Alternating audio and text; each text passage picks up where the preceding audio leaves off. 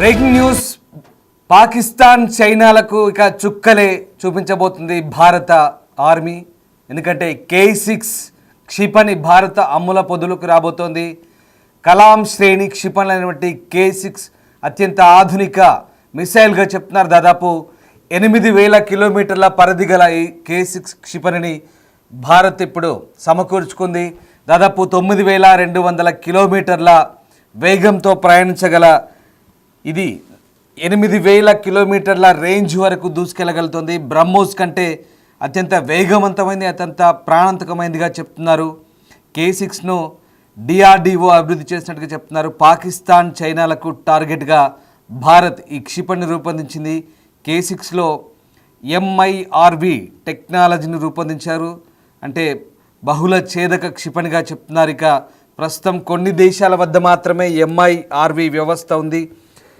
K6 ప్రయోగం విజయవంతమైతే కనుక ఇక US, Russia, China, France, UK సరసన భారత్ చేరబోతుంది. పాకిస్తాన్, చైనా ఇక మన వైపు చూడాలంటే వణికే పరిస్థితి కనబడబోతుంది. Multiple independently targetable re entry వెహికల్గా చెప్తున్నారు. ఇది MIRV అంటే బహుళ లక్ష్యాలను ఛేదించగల మిసైల్గా ప్రస్తుతం దీన్ని సంబోధిస్తున్నారు. K6 రాకతో ఒక్కసారిగా భారత అమ్ముల పొదిలో అత్యంత అధునాతన టెక్నాలజీతో కూడుకున్నటువంటి మిసైల్ ఇప్పుడు భారత్ సొంతం కాబోతోంది. పూర్తిగా స్వదేశీ పరిజ్ఞానంతో రూపొందించిన ఈ భారత నావికాదళ K6 హైపర్సోనిక్ క్షిపణిని సముద్ర పరీక్షలకు సిద్ధం చేస్తోంది DRDO. ఈ పరీక్షలు నావికాదళం యొక్క S5 తరగతి జలాంతర్గాములను ఉపయోగించి నిర్వహించబడతాయని, విజయవంతమైతే భవిష్యత్ దశలో విమాన వాహక నౌకల నుంచి కూడా పరీక్షలు నిర్వహించబడతాయని తెలుస్తోంది. సో మొత్తం మీద భారతదేశ రక్షణ పరిశోధన అభివృద్ధి సంస్థ DRDO శక్తివంతమైన కొత్త ఆయుధం K6 హైపర్సోనిక్ క్షిపణిని అభివృద్ధి చేస్తుందని నివేదికలు చెప్తున్నాయి. ఇది చైనా, పాకిస్తాన్లకు తీవ్రమైన ఆందోళన కలిగించే అంశంగా దక్షిణాసియాలో వెలువడుతున్న కథనాలిక. మీడియా నివేదికల ప్రకారం భారత నావికాదళం K6 క్షిపణిని సముద్ర పరీక్షలకు సిద్ధం చేస్తోంది. ఈ పరీక్షలు నావికాదళం యొక్క S5 తరగతి జలాంతర్గాములను ఉపయోగించి నిర్వహించబడతాయని తెలుస్తోంది. ఇక భవిష్యత్ దశల్లో విమాన వాహక నౌకల నుంచి కూడా పరీక్షలు నిర్వహించబడతాయి. ఈ క్షిపణిని DRDO స్వదేశీ పరిజ్ఞానంతో రూపొందిస్తోంది.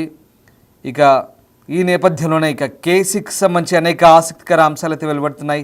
హైపర్సోనిక్ క్షిపణులు ప్రపంచంలోనే అత్యంత అధునాతన సైనిక సాంకేతిక పరిజ్ఞానంలో ఒకటిగా చెప్తున్నారు. ప్రస్తుతం కొన్ని దేశాల వద్ద మాత్రమే ఉన్నాయి. భారతదేశం యొక్క పరీక్ష విజయవంతమైతే అటువంటి సామర్థ్యాన్ని కలిగి ఉన్న ప్రపంచవ్యాప్తంగా 6వ దేశంగా భారత్ అవతరించబోతోంది.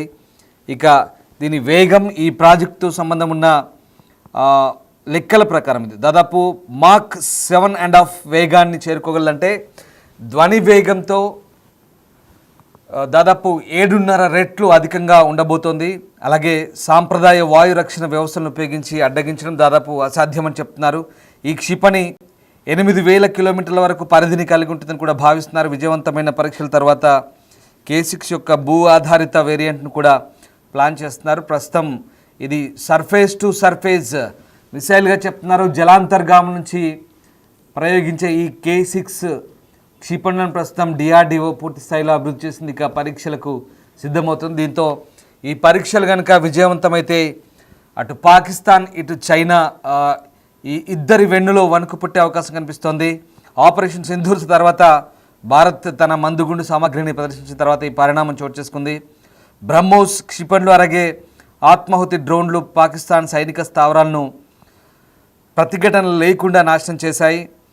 అదే నేపథ్యంలో భారత్ తన హైపర్సోనిక్ క్షిపణిని పరీక్షించే దిశగా అడుగులు వేస్తున్నందున భారతీయ పౌరులు మాత్రమే కాకుండా ప్రధానమంత్రి షెబాజ్ షరీఫ్, అలాగే ఆర్మీ చీఫ్ అసీం మునీర్తో సహా పాకిస్తాన్ అగ్రనాయకత్వం కూడా నిశితంగా గమనిస్తోంది. K6 పాకిస్తాన్కు ప్రధాన వ్యూహాత్మక ముప్పుగా కూడా మారే అవకాశాలుగా ఆ దేశం భావిస్తోంది.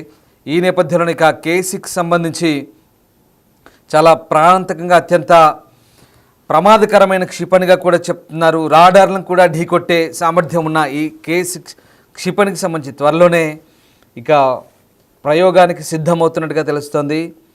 MIRV అనుకూల క్షిపణి వ్యవస్థను కలిగి ఉండి ఇది అభివృద్ధి చెందుతున్నారు. ముఖ్యంగా United States, Russia, China, France, అలాగే యునైటెడ్ కింగ్డమ్ ఈ K6 క్షిపణి యొక్క విజయవంతమైన సముద్ర పరీక్షలను ఇప్పటికే నిర్వహించింది. భారత్ కూడా ఇక వాటిలో ఒకటి కాబోతోంది. భారత్ తన హైపర్సోనిక్ క్షిపణి సముద్ర పరీక్షలు నిర్వహించడానికి ఇప్పటికే సిద్ధమవుతున్న వేళ దక్షిణాసియాలో ఇక ఈ క్షిపణి పరీక్షల గురించి అత్యంత ఆసక్తి నెలకొంది. క్షిపణి రక్షణ పరిశోధన అభివృద్ధి సంస్థ DRDO అభివృద్ధి చేసిన తర్వాత బ్రహ్మోస్ కంటే అత్యంత మెరుగైన క్షిపణిగా చెప్తున్నారు. ఇది ప్రధానంగా దక్షిణాసియాలో చైనా టార్గెట్గా ఉండబోతుంది. 8,000 కిలోమీటర్ల పరిధి అంటే దాదాపు మనకున్నటువంటి శత్రు దేశాల్లో చైనా, పాకిస్తాన్ ఈ రెండే ప్రధాన టార్గెట్గా చెప్పవచ్చు. 8,000 కిలోమీటర్లు అంటే దాదాపు చైనా చివరి దాకా కూడా దీన్ని ప్రయోగించే అవకాశం కూడా కనిపిస్తుంది. అంతటి భారీ రేంజ్ కలిగినటువంటి K6 హైపర్సోనిక్ క్షిపణి ఇది ఒక గేమ్ చేంజర్గా చెప్తున్నారు. సముద్ర పరీక్షల కోసం ప్రస్తుతం ఇది రెడీగా ఉన్నట్టుగా చెప్తున్నారు. ఈ నేపథ్యంలోనే ప్రస్తుతం దీనికి సంబంధించి అయితే ఇటు డిఫెన్స్ వర్గాల్లో కూడా ఆసక్తికర చర్చ అయితే సాగుతోంది. ప్రస్తుతానికి K సిరీస్ కలాం సిరీస్గా చెప్తున్నారు. ఇప్పటికే అందులో మిడ్ రేంజ్ క్షిపణులు ఉన్నాయి, మీడియం ఇంటర్మీడియట్ రేంజ్ క్షిపణులు ఉన్నాయి. తొలుత K15 క్షిపణి ఇది దాదాపు 750 నుంచి 1,500 కిలోమీటర్ల రేంజ్గా చెప్తారు. అలాగే K15 తర్వాత వచ్చినటువంటి సిరీస్ 3,500 కిలోమీటర్ నుంచి దాదాపుగా 5,000 కిలోమీటర్ల వరకు రేంజ్ చెప్తున్నారు. ఇది ఇంటర్మీడియట్ రేంజ్. తర్వాత K5 వచ్చింది, ఇప్పుడు K6 వస్తుంది. K6 దాదాపు 8,000 కిలోమీటర్ల రేంజ్గా చెప్తున్నారు. ఇది జలాంతర్గాముల నుంచి ప్రయోగించే క్షిపణిని ప్రస్తుతం రూపొందించారు. ఇక భవిష్యత్తులో విమానాల నుంచి కూడా దీన్ని ప్రయోగించేందుకు అనువుగా సిద్ధం చేయబోతున్నట్టుగా తెలుస్తుంది. ప్రస్తుతం వీటిని బ్రహ్మోస్ తరహాలోనే రూపొందించారు. అగ్ని క్షిపణి అలాగే బ్రహ్మోస్ తరహా క్షిపణి మాదిరిగానే K6 కూడా ఉండబోతున్నట్టుగా తెలుస్తోంది. ఇది రాబోయే S5 తరగతి అణు జలాంతర్గాముల నుంచి మోహరించగలవు. ఖండాంతర బాలిస్టిక్ క్షిపణి వేగం అలాగే పరిధిలో బ్రహ్మోస్ని కూడా అధిగమించబోతోంది. సో రకంగా ప్రధాన టార్గెట్గా మనకు దక్షిణాసియాలో ఉన్నటువంటి శత్రు దేశాలకు ఇది నిలవబోతుంది. సో ముఖ్యంగా ఇది అణు వార్ హెడ్లను కూడా మోసుకుపోతుంది. హైపర్సోనిక్ దాదాపు హైపర్సోనిక్ అంటే కనురెప్పపాట్లో అంటే మాక్ 7.5 వేగంతో వెళ్ళబోతుంది. ధ్వని వేగం కంటే 7.5 రెట్లు అధిక వేగంతో ఇది వెళ్ళబోతుందంటే ఒక్కసారి ఊహించుకోండి ఏ రకంగా ఉంటుందో. సో దాదాపు 7.5 రెట్ల వేగం అధికంగా ఉంటుంది. సో ఇలా కన్ను రెప్ప వాల్చేలోపే శత్రు టార్గెట్లను పూర్తిగా విధ్వంసం చేసి రాగల సత్తా ఉంది.